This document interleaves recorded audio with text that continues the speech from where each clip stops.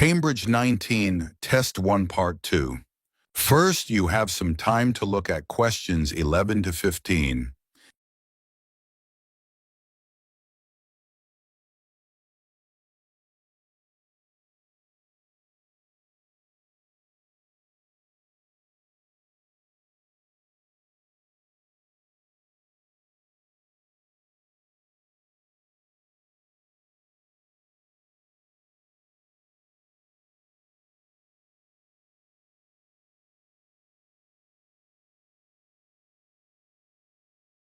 Now listen and answer questions 11 to 15.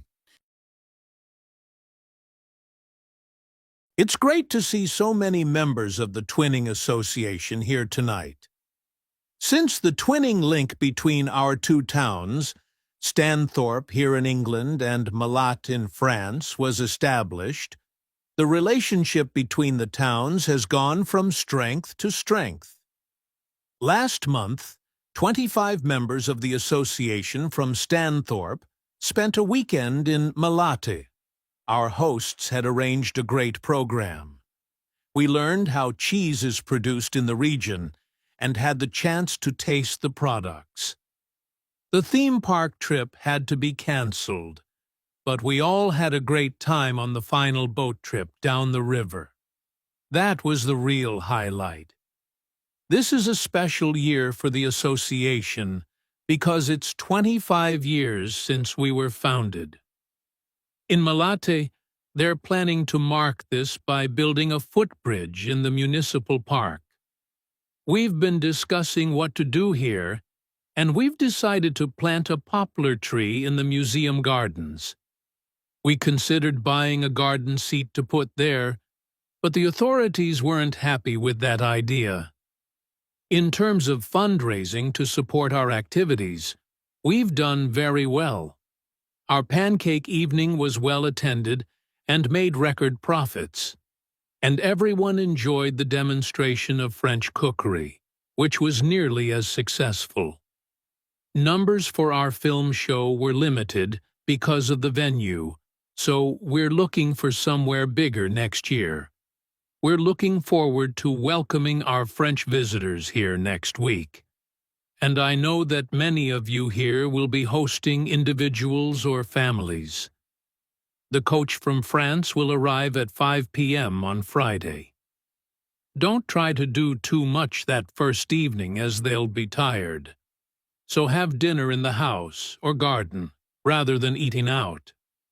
The weather looks as if it'll be okay, so you might like to plan a barbecue. Then the next morning's market day in town, and that's always a good place to stroll round. On Saturday evening, we'll all meet up at the football club, where once again we'll have Toby Sharp and his band performing English and Scottish country songs. Toby will already be well known to many of you as last year he organized our special quiz night and presented the prizes.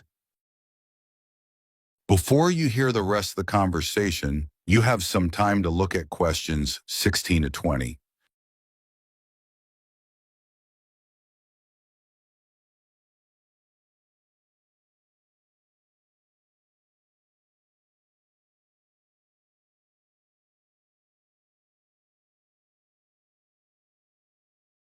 Now listen and answer questions 16 to 20.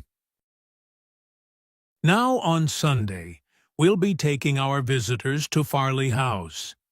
You may not all be familiar with it, so here's a map to help you. You can see the car park at the bottom of the map. There's an excellent farm shop in the grounds where our visitors can buy local produce.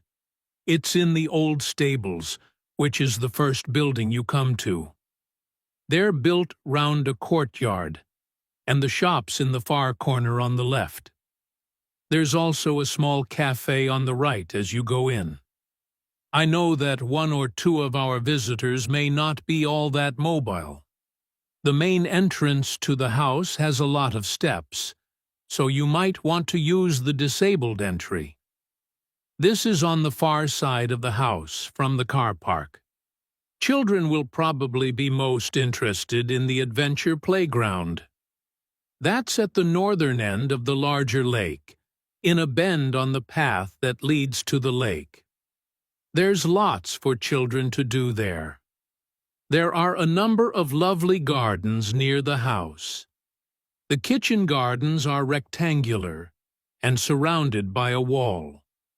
They're to the northeast of the house, quite near the smaller lake. They're still in use and have a great collection of fruit and vegetables. The Temple of the Four Winds is a bit more of a walk, but it's worth it. Take the path from the car park and go past the western sides of the stables and the house. Then, when the path forks, take the right-hand path. Go up there with the woods on your left, and the temple is right at the end.